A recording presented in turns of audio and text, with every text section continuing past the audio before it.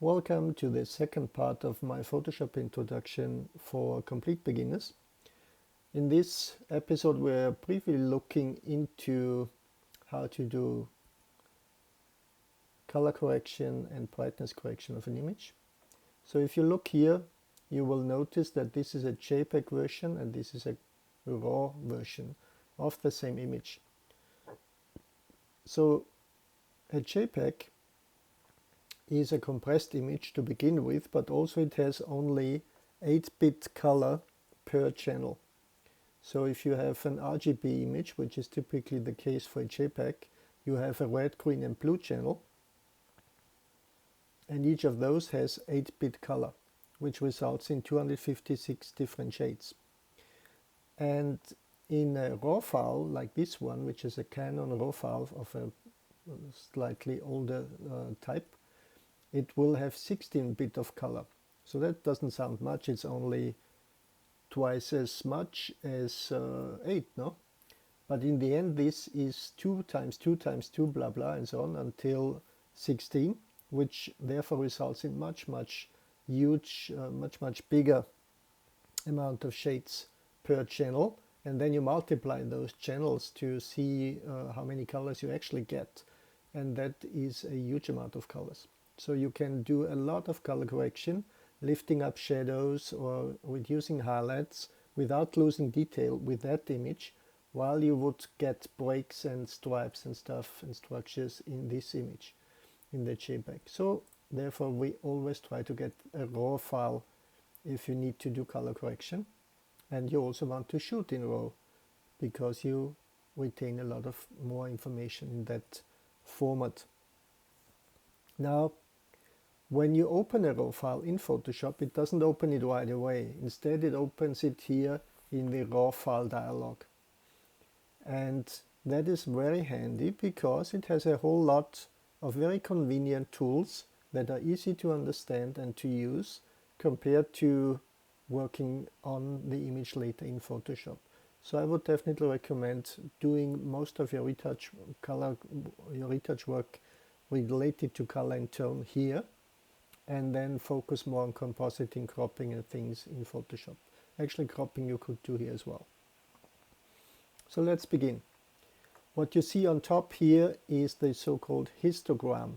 A histogram gives you an indication on how the various brightnesses of the image are distributed, or in other words, how many pixels are there in which brightness. From the very dark black pixels here to the dark shadows, to the midtones, to the whites and to the very highlights. And you can actually drag this and it would change the corresponding brightness parts of the image. So you can see down there that the white slider moves if I do that, or here the highlights. So the very bright ones and the relatively bright ones, midtones and so on. So in general, this allows you already to do a very good rearrangement of the brightness of your image. And what you normally want to have, if it's not a sunset or a specific picture that has only a certain amount or a certain range of brightness, normally you want to have a pretty decently a decent use of the whole spectrum. So you want to have some very deep shadows, some very nice highlights and whites, and all the rest in between. And therefore, if your image looks more like that, so you have range here and range here that is unused, then often it makes sense to extend this histogram so you get everything covered. At the same point, you don't want to lose any of these very ends here, so you don't want a tip like this on the very edge, because this would mean that you are actually having clipping in your image, which in other words means that there is an area that is completely plain white without any structure, or that is completely dark black without any structure. And if you do have such a part and you print an image like that, you will basically have a part where you can see the paper white, or where there is so much print color on it that you actually get a reflection of the light on it. And both of these cases look really ugly, and you definitely try to avoid that. So, having said a little bit about the histogram, let's look at the color temperature. The color temperature is giving you an indication on how warm or cold the image is, and this you can usually relate to the type of light that you had when you took the picture. So if you take a picture inside a building, then often you have either fluorescent light bulbs or conventional light bulbs. I think you call them tungsten, and they will have a yellowish tint. On the other hand, if you took them in daylight, it will be a rather cool color temperature, and if it was shady, it's even cooler than that. So if you want to imitate a certain light situation, you can in post, like here, adjust this color temperature, and it will then give a warmer or cooler look to your image. Of course, ideally, first you begin by matching where you have the condition that you have taken the image on, which in general auto might do well, or if you know it that it was, for example, a cloudy day outside, you can choose that. In my case, this was taken indoors with a flash, so as it was set to 6000, I will actually leave that because it's quite accurate. Then you can adjust the tint in case you had a tinted image. You can counteract that here. And then you have the auto button, which will have Photoshop try to do a good job in balancing the white balance and also the exposure contrast settings to give the image a good look. So you can try that out and see whether you like the outcome.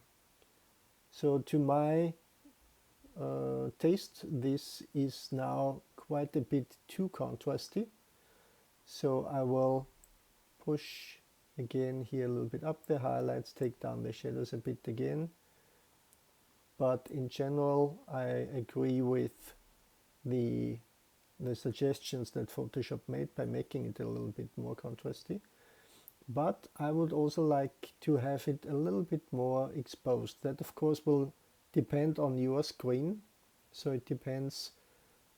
You might see it darker or brighter than I do depending on your screen, and this is a huge topic. I'm not going to go there really now, but always be aware that what you see on your screen is not necessarily what you get on any output device. May it be an image photo printer in a grocery drugstore as we have them in Europe, or may it be an offset print house, or may it be even the screen of a friend or an iOS or Android device.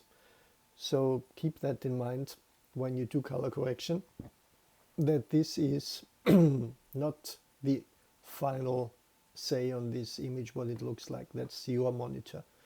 To do professional color grading, you can get devices that can be quite pricey, but for anyone who really wants to do professional image work, this might be indispensable. Okay, sorry. Now, as I have said, I want it a little bit brighter, so I go up here with the exposure.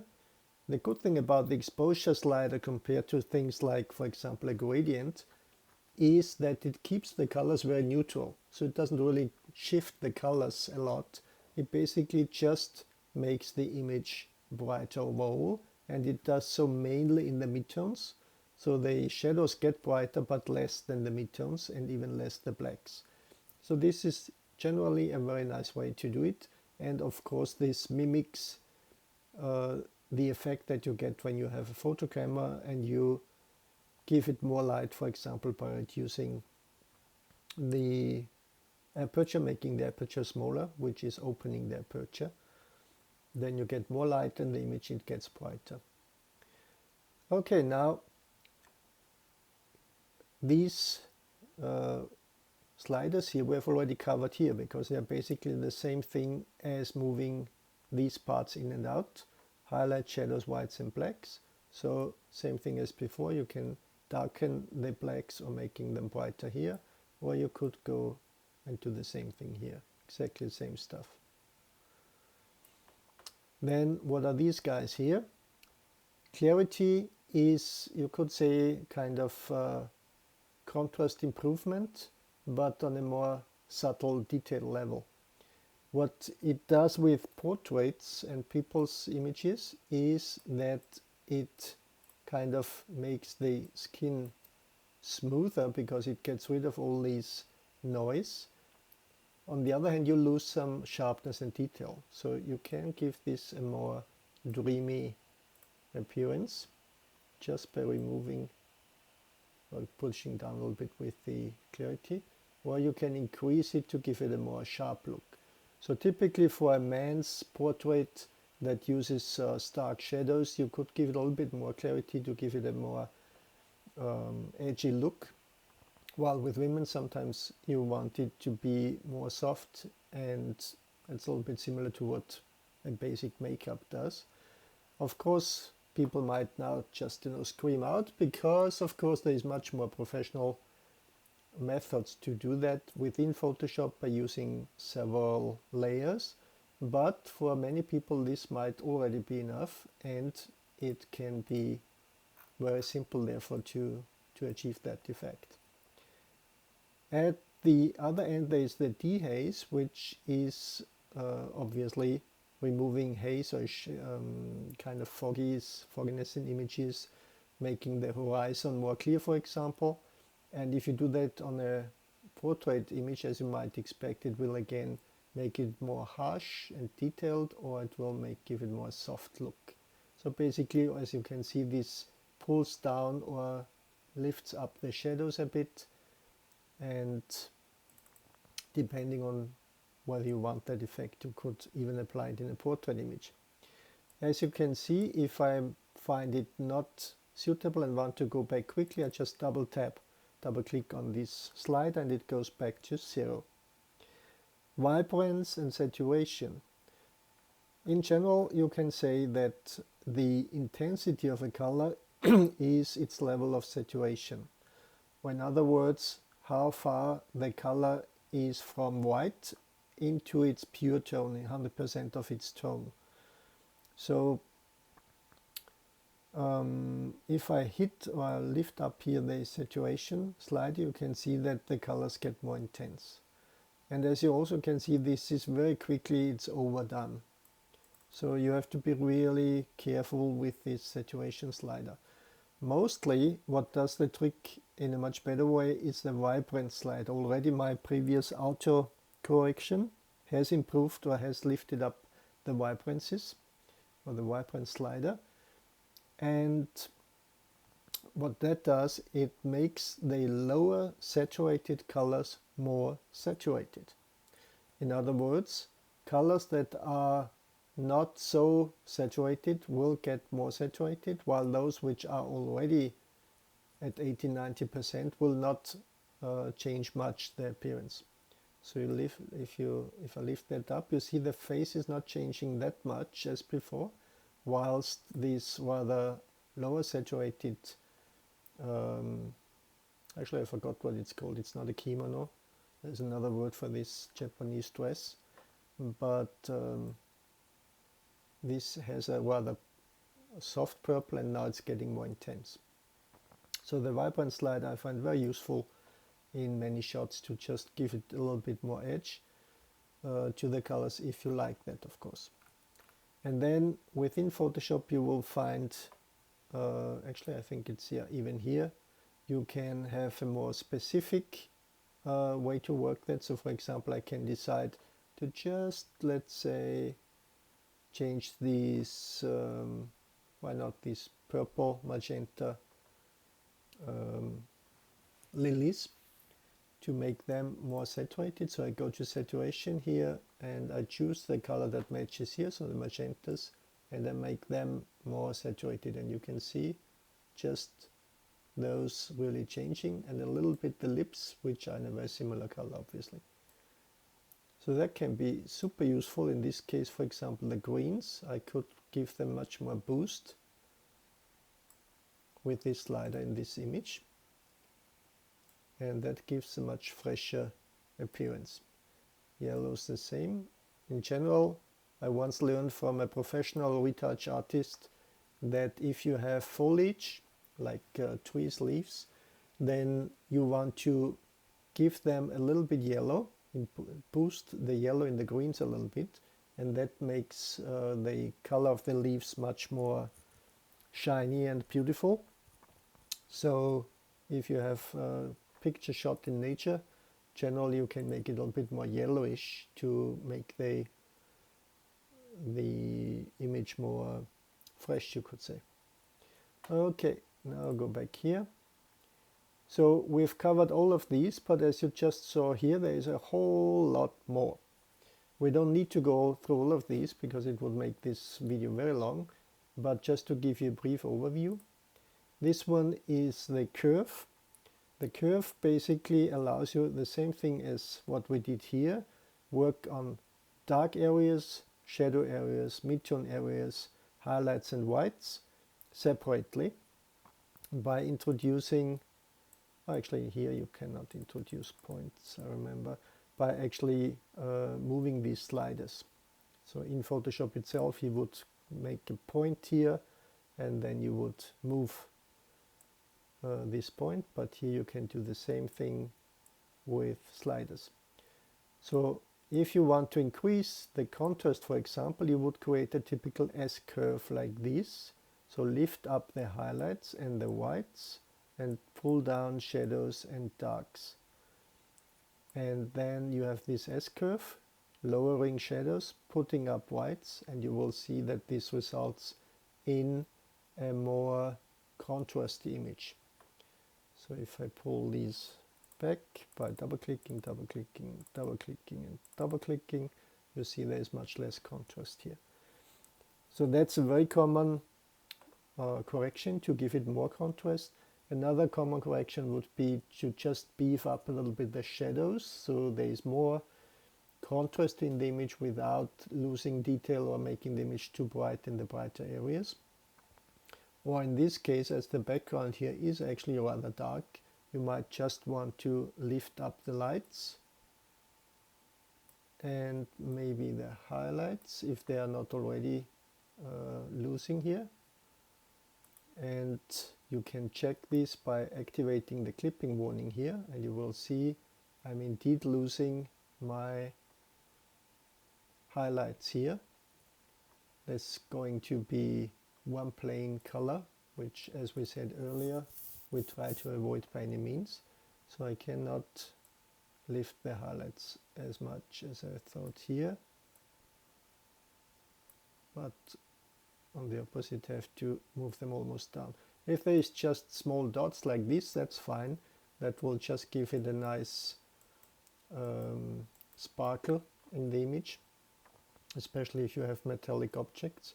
But you would try to avoid having real surface, larger areas that would clip. Then we have the sharpening, which I prefer definitely to do in Photoshop itself. The adjustments for hue, saturation and luminance, which we just looked into previously. Split toning, I don't even know what that is, so I'll leave that alone. Lens corrections, so depending on the camera that you use, you will get a distortion from the lens and you can adjust that here. For many professional lenses you will already find a profile that automatically corrects your lens. And then you could add some grain to your image, which I personally rarely do. And you could do some calibration if you have certain tints within your image. And you could store all these settings so that you would, no, not store, so you can load various presets here, which would then of course give your image a certain predefined style, which can be useful, but in general I modify the images myself just in the detail as I like. So this was a pretty full overview of the whole Camera Raw dialog, but there's still some things that we didn't touch on then which are very important. One of the most overlooked features is this thing down here, because it basically looks as if it was just text information. But as we know, everything that is underlined nowadays is a link. So if you click on that, it will actually open the workflow options, and that is super important because it can actually determine how your image will open, or it does determine. In general, what is there is good enough, but you see here, we usually want to keep our images in 16-bit per channel, so we can even in Photoshop modify them. Even although we did some color retouching already, we might change our mind later. So put these to 16-bit per channel, and then you could already resize the image, which I don't do now. I keep that for later, and then I say okay here. And then we have another important one, and this is this one. So you could, as it says here, copy the current settings to the before option or after option, and then you can basically compare two settings. I never use that, but some people do. And I think, oh yeah, of course, and then we have all these guys up here. So cropping the image is rather straightforward. That's what I showed in part 1 with Photoshop. And I think for most people, if they don't want just to have a very small part of the image and get rid of all the extra stuff right now, you would do your cropping once you have finished with your image, so you you don't lose part of your image prematurely. And then the straighten tool can be very useful. If you have a slightly tilted image, you can just drag over here, follow a straight line in your image, and it will straighten it up. Well, much to my surprise, I managed to do a straight shot actually here. And then you could transform the image, which can be especially useful if you have, for example, an image of a house facade and you want to straighten part of that. And the spot removal tool can be useful. For example, here obviously I had some dirt on my lens, so I hold the command spacebar to get the zoom tool, and I click on here, and this green part will define where it takes the image information from to heal this gray part, and red part, and it did a great job and has removed indeed exactly all of this spot. And then if I manage to get the correct modifier key here, I don't. So of course there is some modifier key here to change the edge of this thing and also the size. And then, well, the size, right mouse click and you drag to the left, but then there's another one to change the, where is it? Ah, yeah. Shift right and left drag, you can change the hardness of this brush, and now I can just remove a little bit here, whatever that was, and that is done as well. I could also even remove already some stray hair here, although of course you can do that later. So, and then there's one here, once you start these things. So that's good enough. As you see here, now I hold the Control Option Spacebar or Command Option Spacebar to get the minus zoom tool. And for me that's good enough. There is one here that I forgot. And then you could turn the, rotate the image left and right. You could create a filter or a graduated filter to give it some change already here. I would do all these things later. Even the spot removal tool, red eye removal tool, you can do in Photoshop.